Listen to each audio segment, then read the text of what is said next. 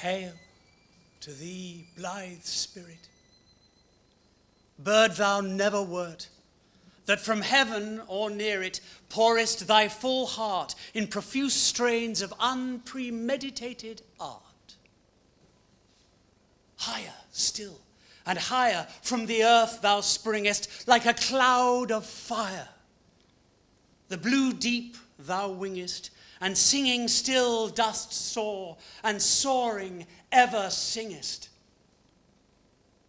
In the golden lightning of the sunken sun, o'er which clouds are brightening, thou dost float and run, like an unbodied joy whose race is just begun. The pale purple even melts around thy flight. Like a star of heaven in the broad daylight, thou art unseen, but yet I hear thy shrill delight. Keen as are the arrows of that silver sphere, whose intense lamp narrows in the white dawn clear, until we hardly see, we feel that it is there. All the earth and air with thy voice is loud, as when night is bare. From one lonely cloud the moon rains out her beams, and heaven is overflowed. What thou art, we know not. What is most like thee? From rainbow clouds there flow not drops so bright to see, as from thy presence showers a rain of melody. What objects are the fountains of thy happy strain? What fields or waves or mountains? What shapes of sky or plain?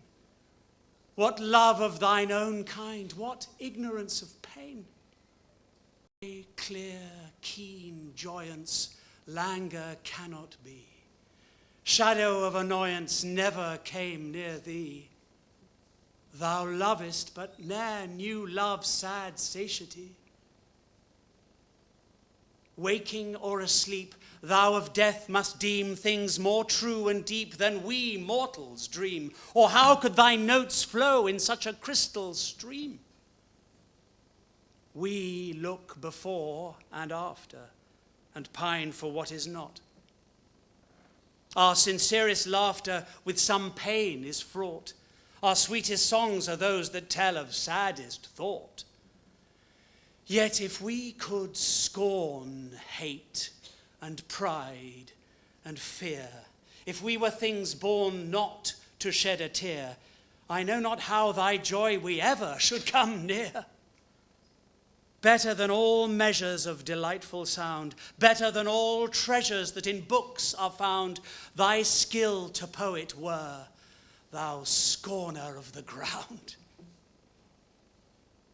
Teach me half the gladness that thy brain must know. Such harmonious madness from my lips would flow, the world should listen then, as I am listening now.